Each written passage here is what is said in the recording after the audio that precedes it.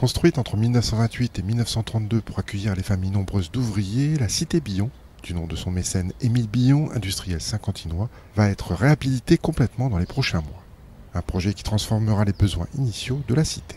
On est moins dans une optique de familles nombreuses, enfin une optique, il y a moins de familles nombreuses, et les logements sont mieux définis en ayant de plus petites typologies, surtout quand on veut y accueillir dans les logements neufs des seniors.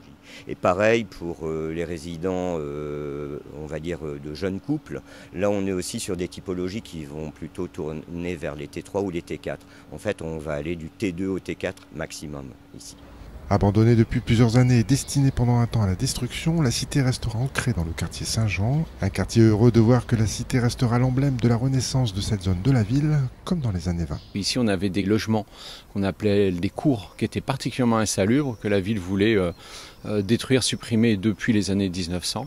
Et donc, l'après-première guerre mondiale a été l'opportunité d'assainir cette partie-là en rasant ces logements insalubres pour y construire du logement de bonne qualité au point de vue hygiène. Il y a 33 maisons pour les familles nombreuses et puis 8 autres logements ont été construits quelques années après pour accueillir les familles qui n'avaient plus assez d'enfants pour avoir le droit de rester dans la cité.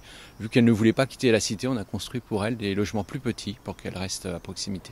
Le projet de réhabilitation de la cité propose de garder 60% du bâti et de réaménager la cour principale, un objectif ambitieux au vu de l'état actuel des habitations, mais une réhabilitation qui aura été aussi participative. Moi, j'ai pas la science infuse, donc tout simplement, il y a eu des rencontres avec les associations, des rencontres évidemment avec des personnes de la mairie qui ont tout l'historique bien engrangé chez eux.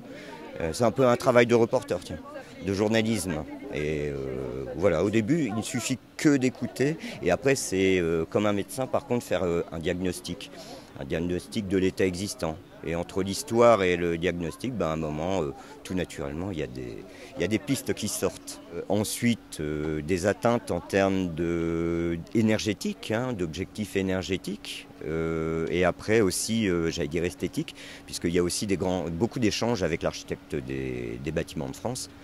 Parce que c'est une cité qui a une histoire et qui a une personnalité assez affirmée, on va dire ça comme ça. Mon seul objectif, c'est que les futurs locataires ou les futurs résidents, on les appelle comme on veut, puissent y vivre correctement, en faisant des économies de charge, en ayant du confort, en n'ayant pas trop chaud ou trop froid.